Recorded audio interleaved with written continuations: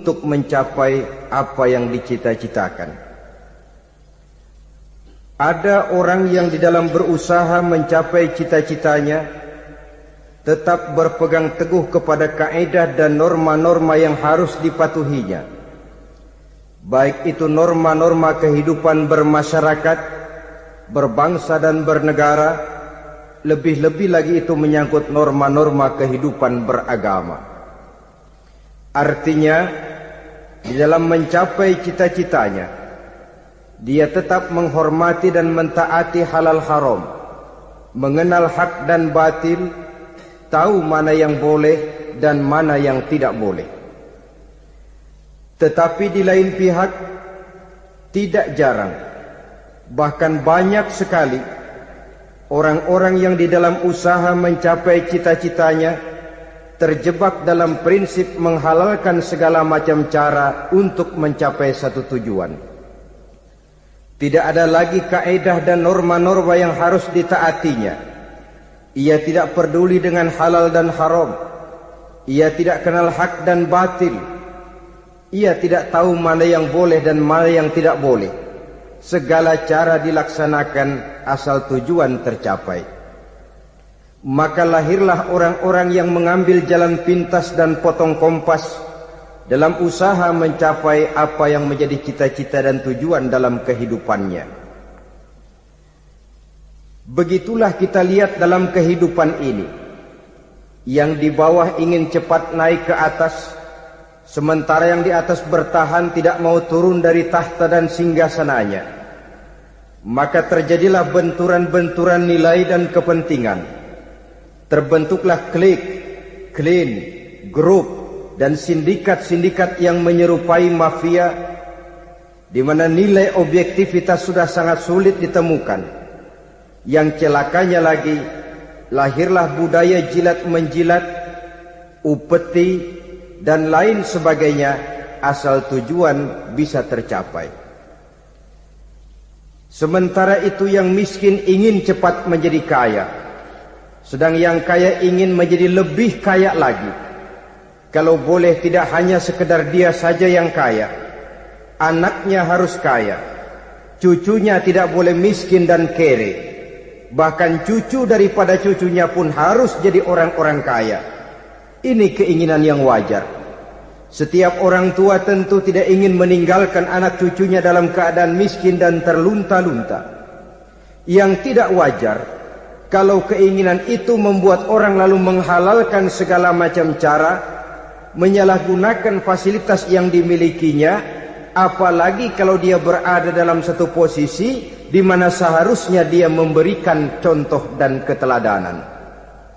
Maka akibatnya timbullah krisis wibawa, yang dari krisis wibawa ini mengendorlah disiplin.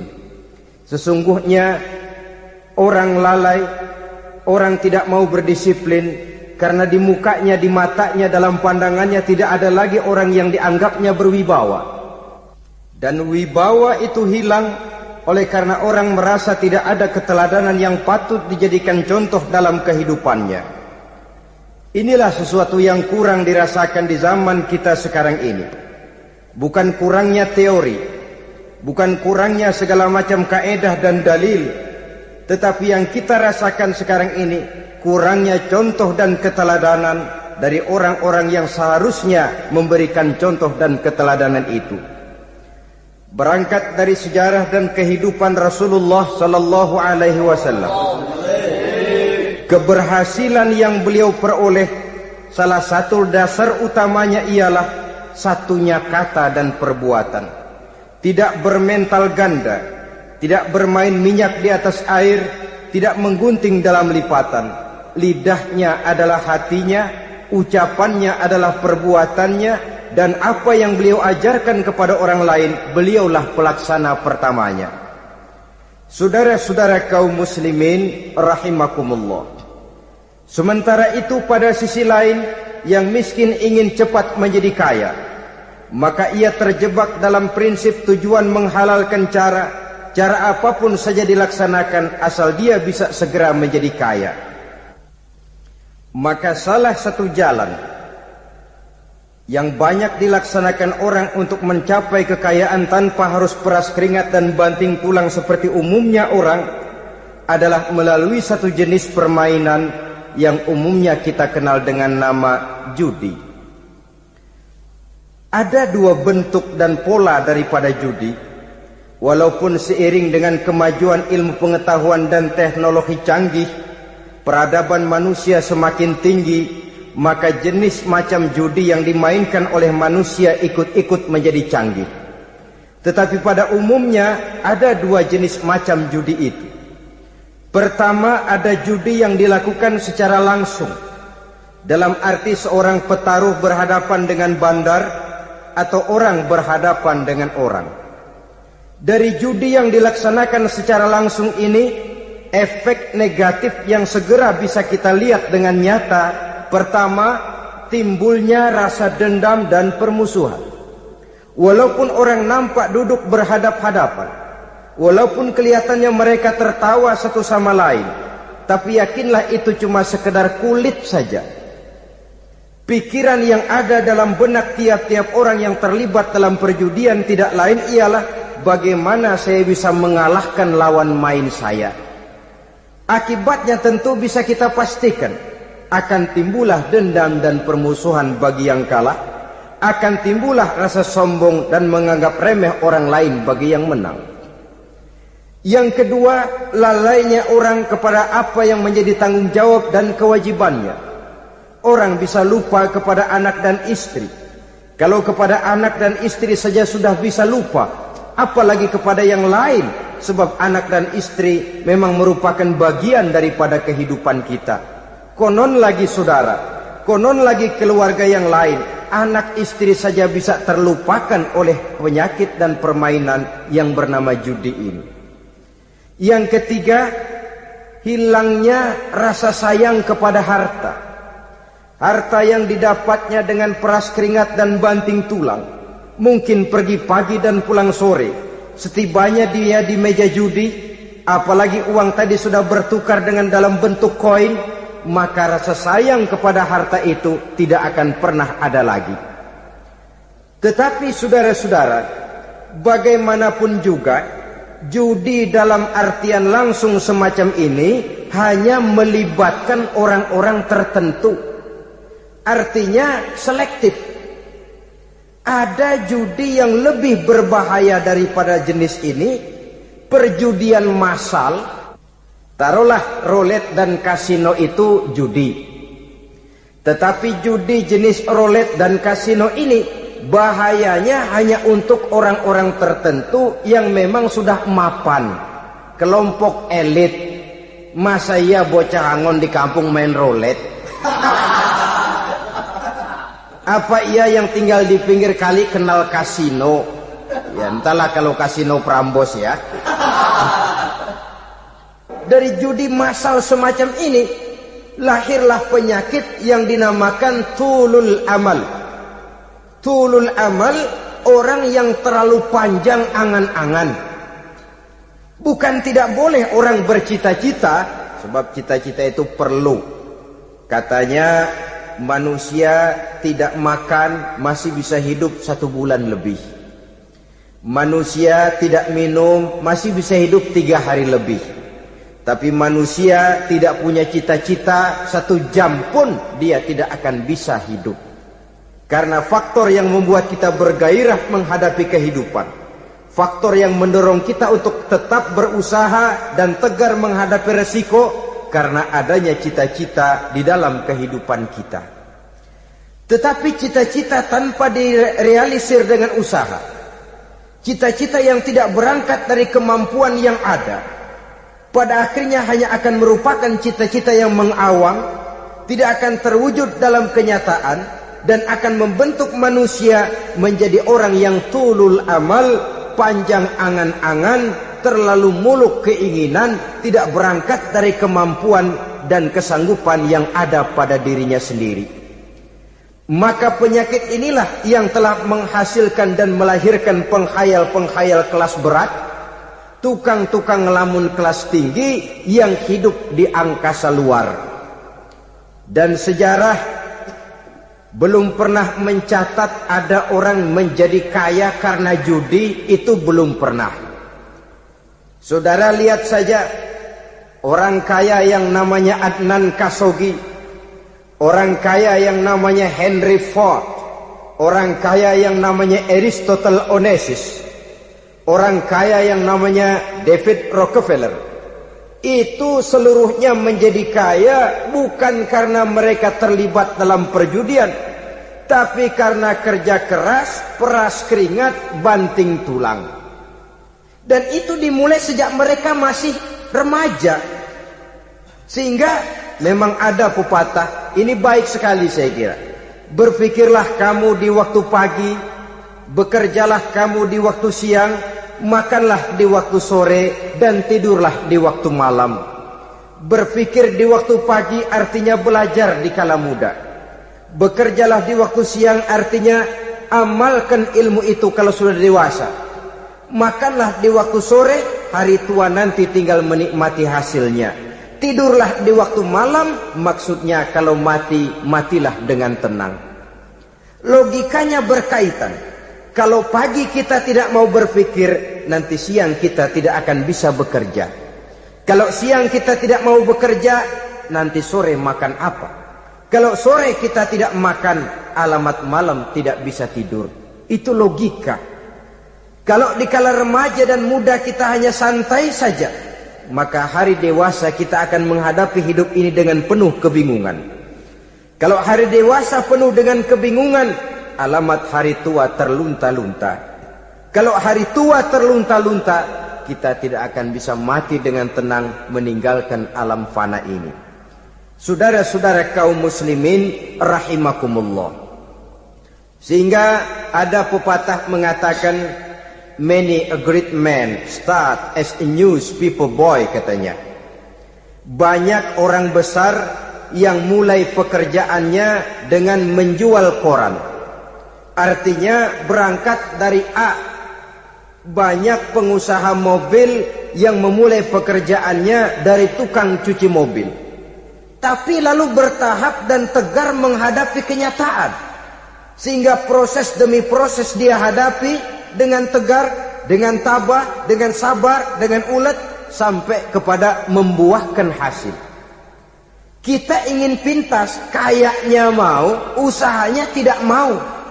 Senangnya mau, peras keringatnya tidak mau. Ini tentunya akan melahirkan kontradiksi di dalam kehidupan. Maka dari jenis perjudian massal semacam ini, lahirlah penyakit tulul amal, panjang angan-angan, terlalu muluk cita-cita.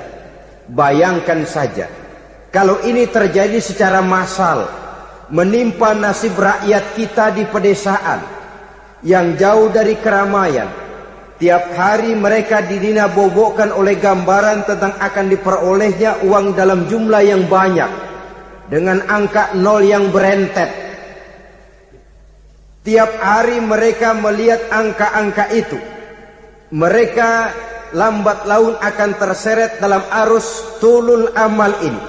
Panjang angan-angan, muluk cita-cita, hanya dengan mengandalkan meja perjudian. Akibatnya timbul penyakit yang kedua, yang ketiga, yaitu malas berusaha. Orang kalau sudah terlalu asik berkhayal, menghitung bintang di langit, malas berusaha. Kalau ada temannya kerja jadi buruh kasar, bawa hasil yang merupakan jerih payah dan peras keringat dia, satu minggu bergaji 10-15 ribu, diketawain. Apaan gaji lu 10 ribu, 15 ribu? Entar gua nih kalau ketembus 100 juta, entar. Yang 10 ribu dan 15 ribu keringat orang itu dihina, itu dicela. Tetapi dia selalu menghitung, entar nih gua. Entarnya, wallahu a'lam. Saudara hadirin yang saya muliakan, timbullah sikap malas. Padahal di tengah negara sedang membangun di berbagai bidang kehidupan. Maka sifat malas ini merupakan musuh kita. Baik mengejar kemiskinan, baik mengejar kebodohan dan keterbelakangan kita di sektor-sektor lainnya. Alangkah akan terganggunya roda pembangunan di negara kita ini jikalau sebagian besar rakyat dihinggapi oleh penyakit malas, yang malas ini dilatar belakangi oleh penyakit tulul amal, terlalu muluk angan-angan, yang angan-angan ini dininabobokan oleh keinginan untuk mendapatkan untung yang besar tanpa peras keringat dan banting tulang. Sasaran yang lebih jauh, dan ini yang paling kita khawatirkan, hancurnya kubu-kubu pertahanan moral daripada bangsa kita. Kita sependapat bahwa lebih penting daripada membangun jembatan adalah membangun manusia yang membangun jembatan.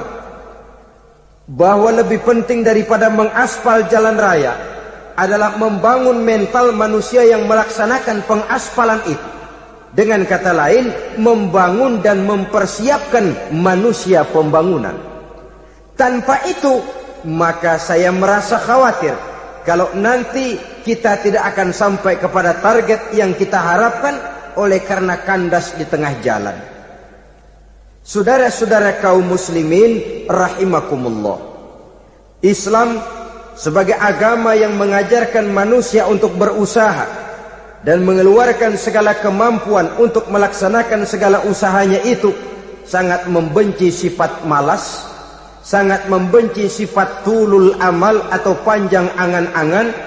Dan oleh karena judi melahirkan dua sifat itu, Islam sangat menganjurkan pengikutnya untuk menjauhi segala macam jenis perjudian, baik yang terang-terangan maupun yang dilakukan secara samar-samar, tidak ketara, judi canggih sesuai dengan canggihnya teknologi daripada manusia itu sendiri. Ini adalah penyakit yang meracuni masyarakat manusia dari sejak berpribadi, bertetangga, berumah tangga, sampai kepada berbangsa dan bernegara. Dan kasus-kasus yang timbul sudah cukup banyak, yang tidak mungkin lagi kita katakan hanya sekedar bersifat kasuistis, bersifat kasus-kasus kecil saja. Sebelum riaknya naik ke permukaan, marilah kita membuat benteng untuk masing-masing pribadi muslim memelihara dan menjaga diri, jangan terseret dalam permainan yang bernama judi, apapun bentuknya, bagaimanapun cara dan ragamnya. Karena jelas bahayanya lebih besar daripada manfaatnya. Taruhlah kita barangkali kemarin-marin hanyut dalam arus perjudian, tetapi hendaknya kita bisa mengambil pelajaran bahwa seorang mukmin adalah seorang yang apabila dia melakukan kesalahan, dia segera sadar, dijadikannya pelajaran untuk tidak diulanginya lagi pada masa-masa yang akan datang. Dengan sikap semacam itu, kita tidak lagi akan mengulangi kesalahan-kesalahan lama, dan grafik kehidupan kita dari hari ke hari akan makin menunjukkan hal-hal yang baik dan positif adanya. Saudara-saudara kaum muslimin rahimakumullah, kalau ABRI masuk desa, rakyat beruntung. Kalau jaksa masuk desa, rakyat bahagia. Kalau koran masuk desa, rakyat ikut jadi cerdas. Tapi kalau judi masuk desa, rakyat kiamat. Pembangunan akan terbengkalai, roda perekonomian akan lesu. Karena mestinya orang membelanjakan uang untuk sesuatu yang dia perlukan, akhirnya dia belanjakan untuk sesuatu yang dia tidak perlukan, karena gambaran, khayalan akan mendapat keuntungan yang jauh lebih besar lagi. Padahal istilah orang-orang tua kita dulu, lebih baik makan singkong betulan daripada makan roti ngimpi. Artinya, uang yang 1.000-2.000 rupiah itu lebih baik dibelikan beras, dimasak, makan bersama anak dan istri, terasa nikmat dan halalnya, ketimbang beli kertas lalu ngelamun, menghayal, menghitung yang bukan-bukan. Itu kertas dibolak madep mulon, dibolak madep mudik. Diputar sana, diputar sini, akhirnya palanya ikut muter. Kira-kira apa yang cocok? Masih belum puas, kertas dilihat, orang gila ditanyain. Sudah tahu waras, orang gila yang ditanya. Masih belum puas, nanya orang gila, tidur di kuburan. Allahu Akbar. Padahal di rumahnya tempat tidurnya empuk, anget, nggak ada nyamuk. Kuburan, tidur di kuburan. Dampak-dampak negatif yang semacam ini pada gilirannya mau atau tidak mau akan menyeberang kepada garis akidah, membahayakan dan mengancam nilai-nilai tauhid yang kita miliki. Sudah kertas dibolak-balik, tidak puas, orang gila ditanya. Orang gila ditanya belum maram, tidur di kuburan. Barangkali ada bisikan. Saudara hadirin yang saya muliakan, memang walaupun wahyu sudah berhenti, tapi Allah masih memberikan ilham kepada hamba-hambanya yang dikehendakinya. Tetapi ilham itu bentuknya positif. Kalau saudara pagi-pagi berniat, tahu-tahu datang pikiran nanti malam mau ngaji, itu namanya ilham. Kalau saudara sedang merenung, tahu-tahu datang pikiran, saya mau sedekah, itu namanya ilham, bentuknya positif. Tapi kalau ngelamun, tahu-tahu datang pikiran nomor sekian sekian sekian pasang, itu bukan ilham, itu belis. Saudara hadirin yang saya muliakan, tidak puas tidur di kuburan, cari yang lebih paten lagi, dukun ditanya. Nah, saya ingin menuduhkan persoalan. Apa tidak boleh orang ziarah kubur? Apa tidak boleh orang pergi ke dukun? Ini dalam kaitannya dengan judi, karena ini penyakit yang sudah merajalela, mewabah di kalangan masyarakat kita di lapisan yang bawah ini. Saudara hadirin yang saya muliakan, ziarah kubur bukan saja boleh, malah dianjurkan oleh Nabi. Tetapi ziarah kubur yang dianjurkan oleh Nabi itu dengan tujuan pertama, agar orang ingat kepada mati. Kafa bil mauti wa'izah, kata Nabi. Cukup dengan mengingat mati menjadi pelajaran bagi kamu semua. Maka etikanya diajarkan, kalau saudara ziarah kubur sampai di depan pintu kubur itu kan, Assalamualaikum ya ahlal kubur wa inna insyaallahu bikum lahikun. Kami satu saat insyaallah pasti akan menyusul kamu. Kalau kamu sekarang berbaring di sini, satu saat kami akan berbaring di sini. Ziarah kubur mengingatkan orang kepada mati. Orang yang ingat kepada mati, gaya hidupnya lain dengan orang yang tidak ingat mati. Nah, orang kalau nggak ingat mati, gaya hidupnya nggak terkontrol. Kalau dia berkuasa, Fir'aun, itu nggak ingat mati. Kalau dia kaya, Korun. Sudah gambarannya nggak merupakan gambaran-gambaran yang baik.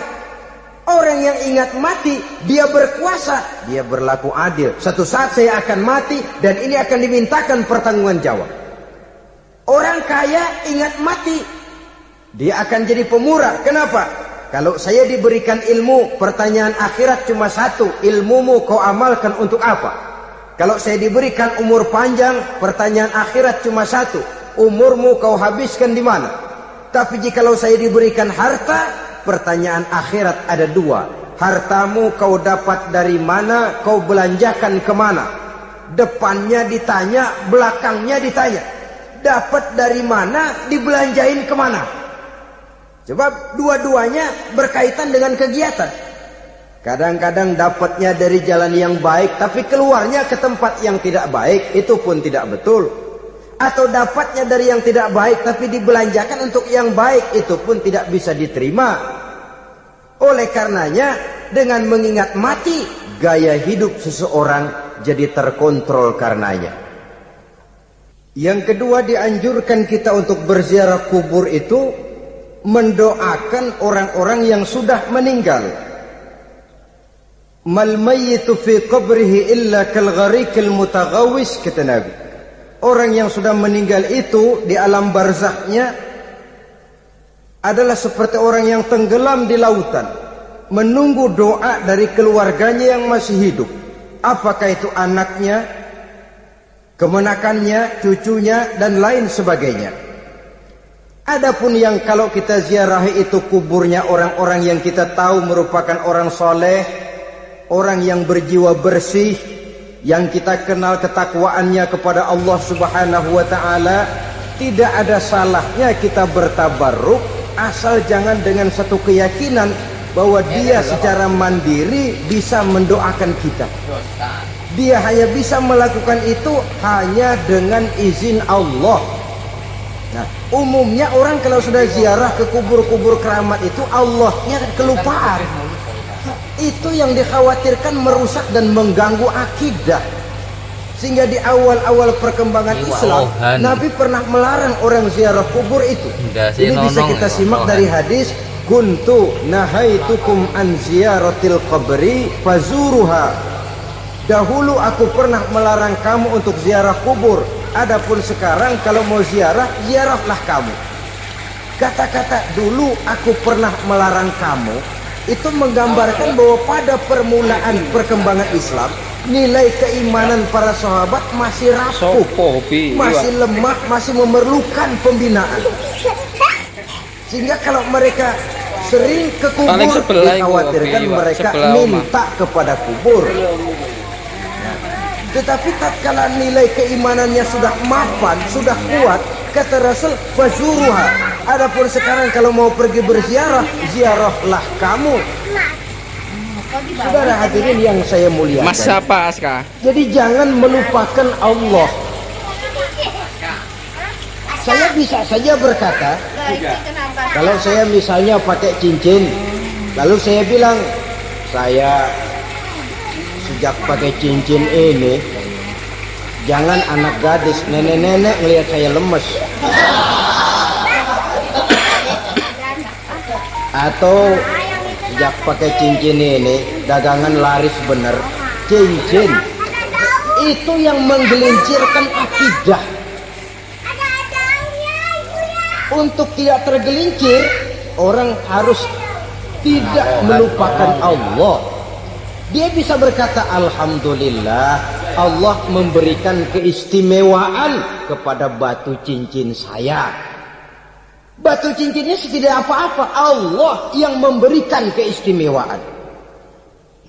Ini dalam bentuk yang langsung. Dalam bentuk yang tidak langsung kita bisa lihat, misalnya kalau petani ditanya, ini bisa panen besar ini rahasianya apa, Pak? Oh, pupuk urea, pupuk urea.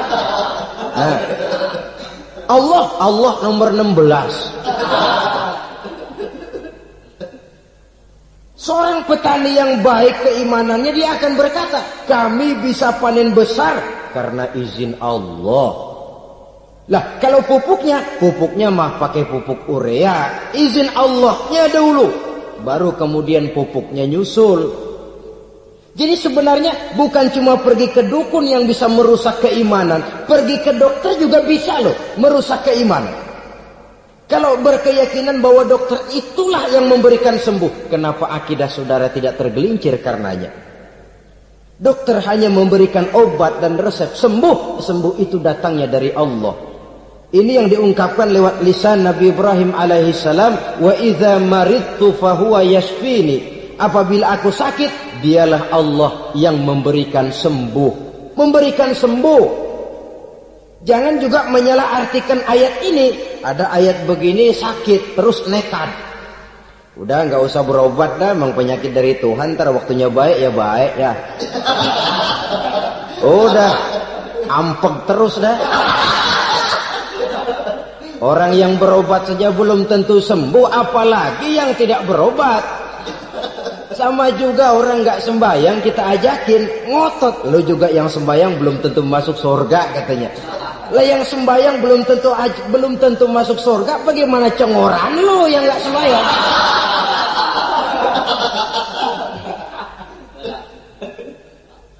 Saudara hadirin yang saya muliakan, kaum muslimin yang berbahagia.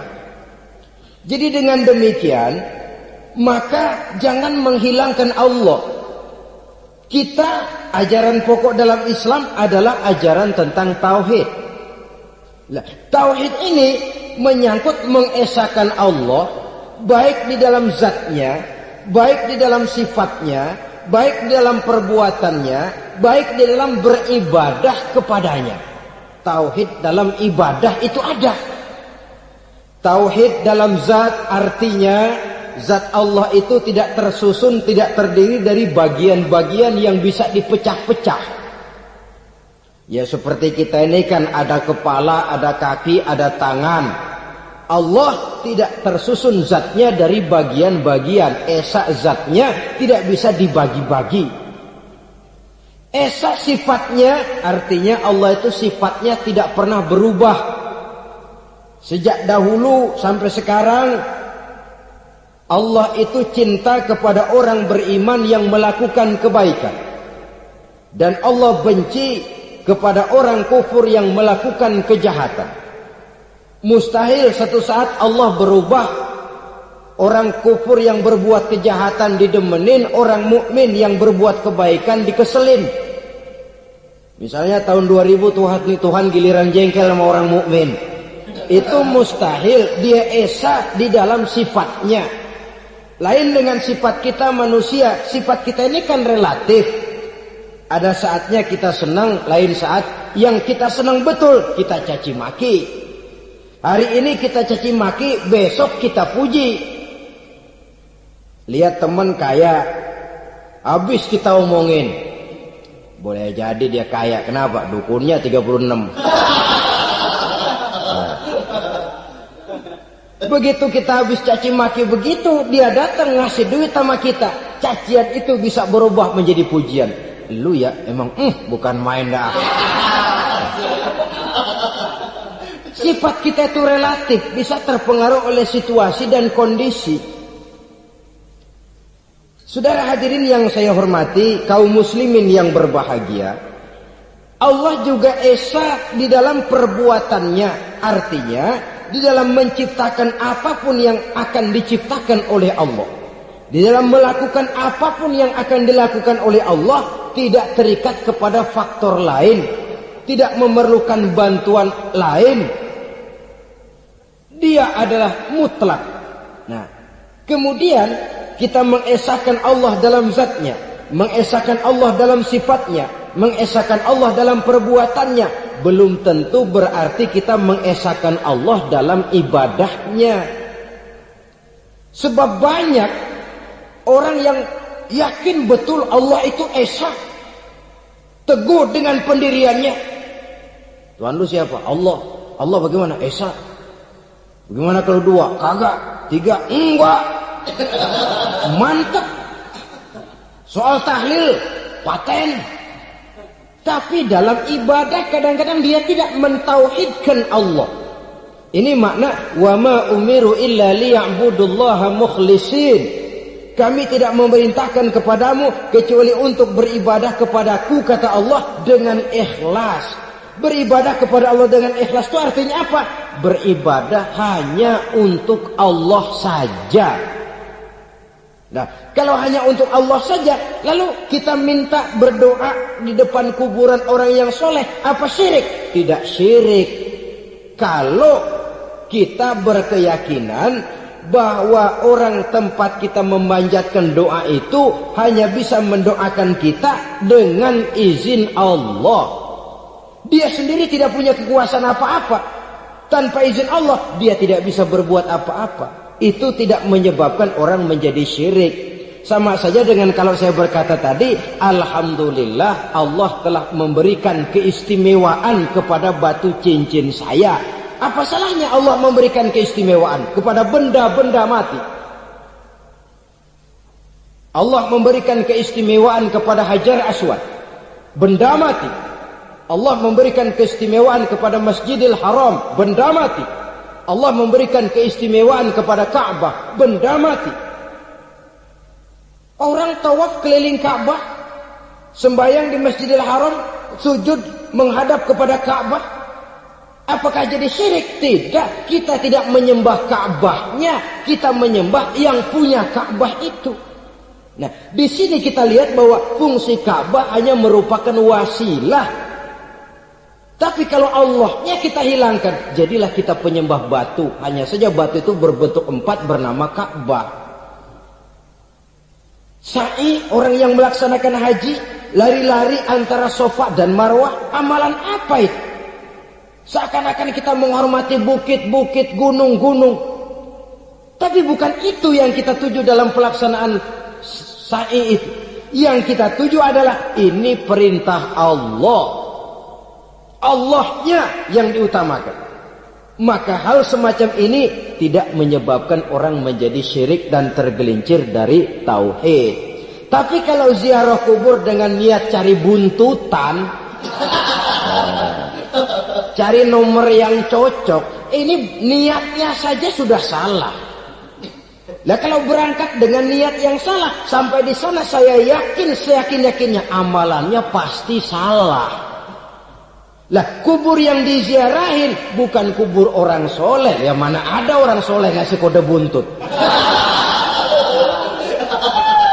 Ada juga orang salah, bukan orang soleh itu. Kadang-kadang dia nggak tahu kuburan siapa, nongkrong aja di situ. Memang sulit, saudara-saudara. Mental ya, namanya mental. Kalau memang mental sudah mental judi, apa saja bisa dijudiin. Jadi orang nggak perlu sebenarnya pemerintah terlalu gini, nggak usah. Kembali saja kepada mental. Kalau mental memang sudah mental judi, apaan aja bisa dijudiin. Pulang tengah malam nabrak babi, babi yang keluar nih.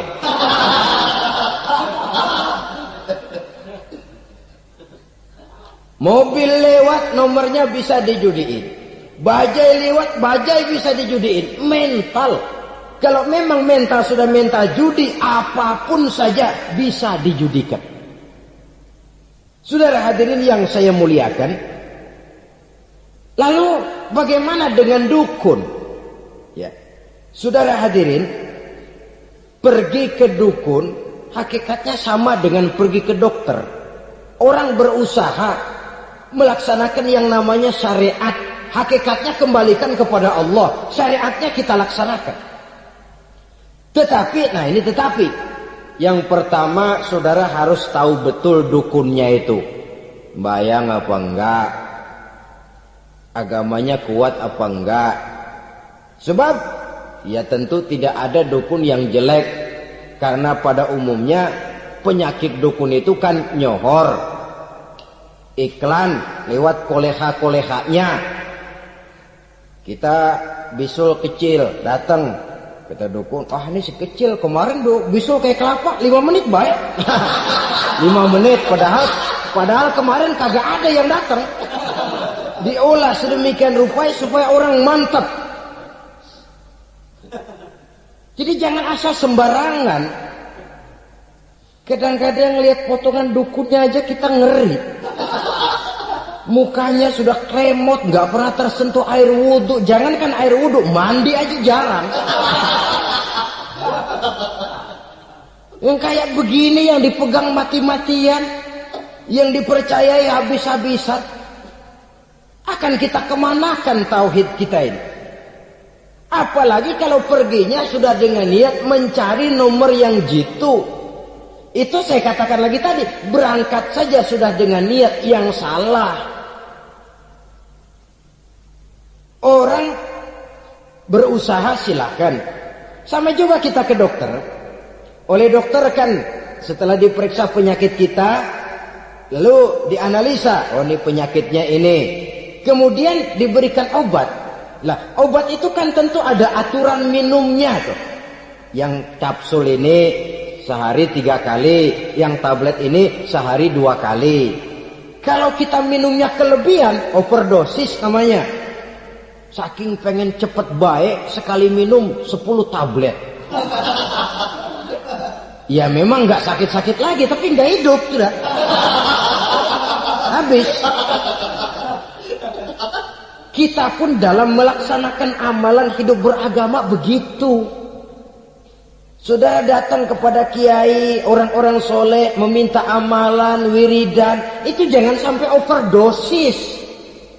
Tidak sesuai dengan kemampuan pribadi.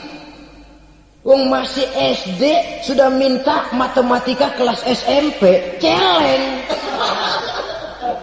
Baru SMP sudah minta diajarkan filsafat kelas perguruan tinggi, semaput. Kenapa? Daya tampungnya nggak kuat. Emang ukuran secangkir, minta di sini seember, ya luber. Lebihnya nggak cukup. Kenapa? Yang diberikan, yang diamalkan tidak sesuai dengan makomnya, tidak sesuai dengan kemampuan yang ada pada dirinya. Saudara hadirin yang saya muliakan, akhirnya apa? Mencelakakan dirinya sendiri, ngawur. Baru sembahyang seminggu udah ngaku ketemu malaikat.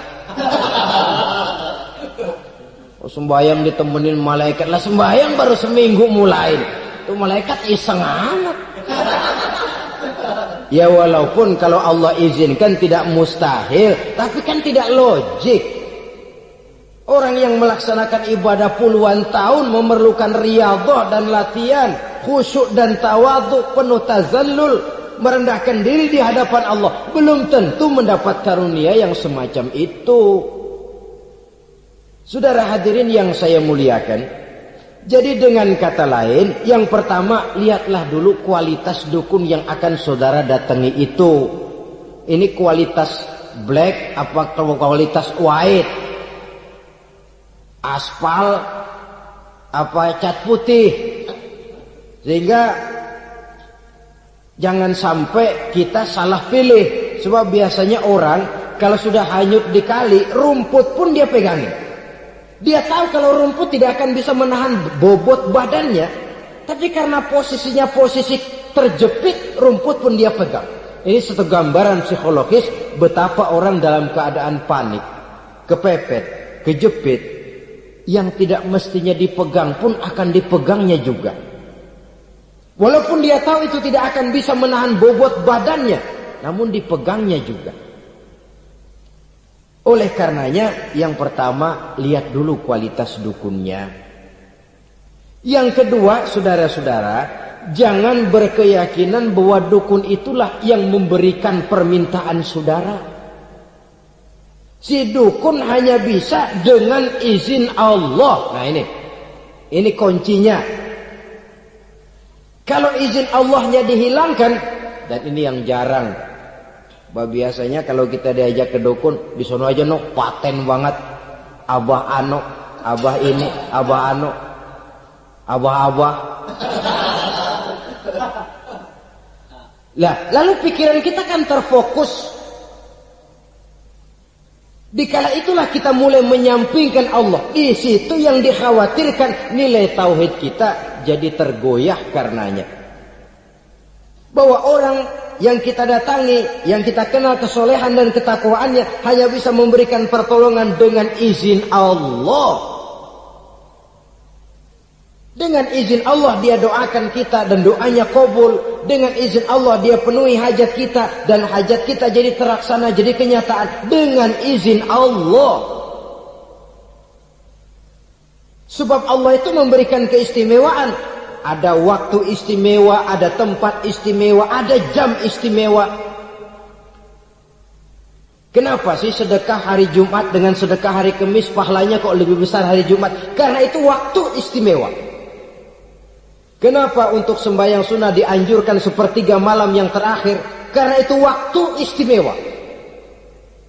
Kenapa doa di Multazam, di dekat Hajar Aswad, di Hijr Ismail, di Raudhah, dikabulkan Allah? Karena itu tempat istimewa. Memang kadang-kadang ada orang berkata, kalau mau berdoa kenapa mesti di kuburan wali? Di rumah juga berdoa, Tuhan dengar. Betul, Tuhan dengar, bahkan tidak berdoa pun Allah tahu isi hati kita. Tapi soal dikabulkan atau tidak, itu hak Allah. Dan Allah memberikan fasilitas kepada tempat-tempat tertentu dan istimewa. Dan itu diajarkan oleh Nabi. Di Raudhah perbanyak doa. Kenapa? Itu tempat yang mustajabah. Artinya Allah memberikan keistimewaan kepada tempat-tempat tertentu. Dalam konteksnya dengan ini, makom para aulia, para wali, para ulama soleh, tidak ada salahnya kita berdoa di sana, bertawassul. Bukan meminta kepada si kiai, bukan meminta kepada si ulama, bukan meminta kepada si wali, meminta kepada Allah. Melalui tempat yang orangnya kita yakin dekat dengan Allah. Walaupun Allah tidak memerlukan perantara, itu jelas. Allah tidak memerlukan calo, memang. Tapi Allah menyediakan waktu dan tempat-tempat istimewa. Itu harus kita manfaatkan untuk mendekatkan diri dan berdoa kepadanya. Saudara-saudara kaum muslimin rahimakumullah. Saya kembali dalam konteksnya dengan dukun yang akhir-akhir ini jadi populer karena merajalelanya judi sampai kepada desa-desa, pedesaan-pedesaan terpencil, yang akibatnya menjauhkan orang dari nilai tauhid. Padahal benar kalau orang berkata kazabal munajjimun walau sodaku.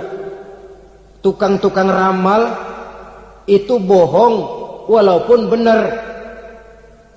Kalaupun betul, kebetulan. Itu maksudnya bohong walaupun betul. Betulnya betul kebetulan. Maka para remaja itu biasanya gemar kepada membaca bintang Anda minggu ini. Kan begitu toh? Nah, apa Aries, apa Virgo, apa Leo dan sebagainya, dan itu memang menarik untuk dibaca. Rezeki sebelah kulon, asmara anget. Saudara hadirin, hal yang semacam ini boleh saja untuk dibaca, tapi tidak untuk diyakini kebenarannya. Boleh saja untuk dibaca, tapi tidak untuk diyakini kebenarannya. Karena meyakini kebenarannya sama saja dengan mendahului Allah. Dan itu bisa menggelincirkan nilai-nilai tauhid kita. Tauhid dalam ibadah saya katakan tadi, menyembah hanya kepada Allah, bermohon hanya kepada Allah dengan menggunakan fasilitas-fasilitas yang disediakan oleh Allah, baik berupa waktu maupun tempat-tempat tertentu. Dan orang-orang, kalau waktu dan tempat saja ada yang diberikan keistimewaan oleh Allah, padahal tempat itu benda mati, apalagi manusia yang merupakan makhluk hidup. Saudara hadirin yang saya muliakan, saudara-saudara kaum muslimin yang berbahagia, sehingga dengan demikian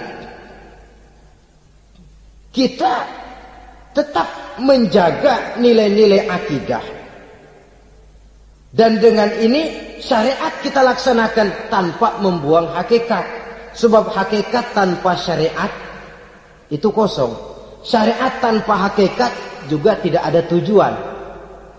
Yang penting hati bersih, nggak sembahyang nggak apa-apa. Mana bisa begitu, Mas? Kalau memang hati bersih nggak usah sembahyang nggak apa-apa. Nabi Muhammad dulu berhenti dong sembahyang. Sebab beliau orang yang hatinya paling bersih. Nah, orang yang hatinya paling bersih saja sembahyang yang enggak berhenti, masa kita lalu mau berhenti? Yang penting kan kita bisa dekat dengan Allah melalui perasaan, banyak-banyak ingat. Apa itu sembahyang? Macam-macam. Itu hakikat saja tanpa syariat, ia tidak bisa. Syariat saja tanpa hakikat juga gerak lahir yang tanpa roh namanya. Kita melakukan sholat tapi kita tidak tahu untuk apa kita sholat dan kenapa kita sholat dan siapa yang kita sembah di dalam kita sholat. Sehingga dengan demikian keduanya tidak bisa terpisahkan satu sama lain. Seperti halnya kulit dan isi. Barangkali pernah saya ingatkan, kulit penting, isi pun juga penting. Hakikat penting, syariat juga penting. Dan kita Jangan salah mengartikan terjebak dalam ucapan-ucapan yang masih memerlukan penafsiran, sehingga lalu kita cenderung mendiskreditkan dan menjelekkan para wali. Misalnya ada ucapannya Syekh Abdul Qadir Jailani yang berkata begini, barang siapa yang masuk ke rumahku lalu ia memakan makananku, maka ia akan masuk surga.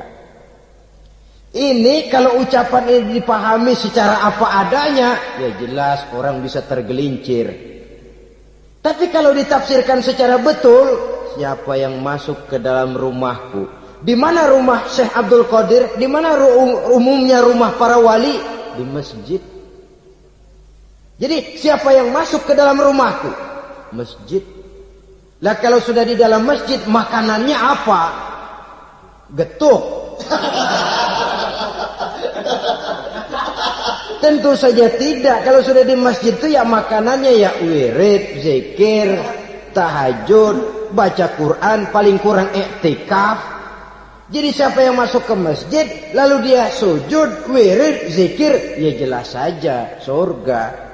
Jangan membaca ucapan ini dan terus rame-rame nyari bekas rumah Syekh Abdul Qadir. Rame-rame masuk ya rumah kecil. Saudara hadirin, kita terlalu terpaku kepada materi ucapan dan melupakan filsafat daripada ucapan itu sendiri. Dalam kondisi yang sedemikian, sangat boleh jadi orang lalu tergelincir karenanya. Oleh karena itulah saudara-saudara, saya kembali kepada satu prinsip, bahwa sebenarnya dengan tidak perlu menyalahkan pihak-pihak lain, mari kita kembali kepada sikap mental kita sebagai muslim. Kalau mental memang sudah mental penjudi, apapun bisa dijudikan. Tapi kalau mental itu tidak ada, walaupun di kiri kanan dan depan belakang banyak dibuka tempat-tempat perjudian, saya yakin kita akan mampu menahan dan menjaga diri. Sikap mental inilah yang memerlukan pembinaan dari kita semua. Sehingga dengan demikian kita akan menjadi pribadi-pribadi yang bisa bertahan dari segala gempuran-gempuran yang datang dari luar karena adanya prinsip ketahanan mental itu tadi. Sekali lagi saya ingatkan bahwa judi selamanya tidak akan pernah mendatangkan kebahagiaan. Judi tidak akan membuat orang menjadi kaya. Judi tidak akan membuat orang makin akrab berteman dan bersaudara. Yang jelas, judi melahirkan permusuhan dan dendam, membangkitkan rasa malas, memulukan angan-angan tanpa mau peras keringat dan banting tulang, melalaikan orang dari tanggung jawab dan kewajibannya, membuat ia lupa kepada anak, istri dan seluruh keluarganya, dan pada akhirnya dia akan terjebak dalam satu permainan yang makin menjauhkan dia dari proses kesadarannya sebagai manusia. Sebagai uraian penutup, marilah kita renungi firman Allah dalam Al-Baqarah ayat 208. A'udzubillahi minasyaitonir rajim. Ya ayyuhalladzina amanu dukhulu fis silmi kafah wa la tattabi'u khutuwatis syaitan innahu lakum aduwwum mubin. Hai orang-orang yang beriman, masuklah kamu ke dalam keselamatan. Masuklah kamu ke dalam Islam secara keseluruhan. Jangan kamu mengikuti jejak-jejak setan, karena setan adalah musuhmu yang nyata dan jelas. Judi termasuk jejak-jejak yang ditinggalkan oleh setan untuk diikuti oleh kita, agar kita mendapatkan kesengsaraan baik di dunia, lebih-lebih di akhirat nanti. Semoga Allah selamatkan kita, Allah selamatkan seluruh bangsa kita dari penyakit-penyakit judi yang melahirkan efek-efek negatif dalam kehidupan. Terima kasih atas perhatian saudara. Mohon maaf atas segala kekurangan. Usikum wa nafsi bitaqwallah. Wassalamualaikum warahmatullahi wabarakatuh. Waalaikumsalam.